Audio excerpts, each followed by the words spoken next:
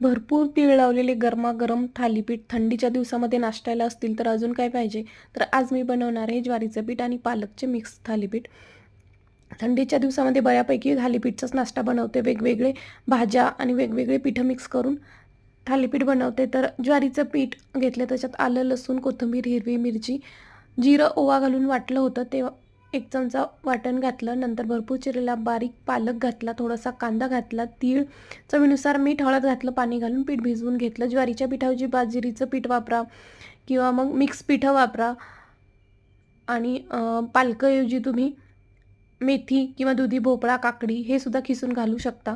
पाणी घालून पीठ भिजवून घेतल्यानंतर ओल्या कपड्यावरती थोडासा पिठाचा गोळा घेऊन थालीपीठ थापून घ्यायचं आणि मस्त तीळ लावून घ्यायचे भरपूर आणि खमंग खरपूस तेल सोडून भाजून घ्यायचे. खूप मस्त होतात हे थालीपीठ. बनवून बघा आणि सबस्क्राईबसुद्धा करा.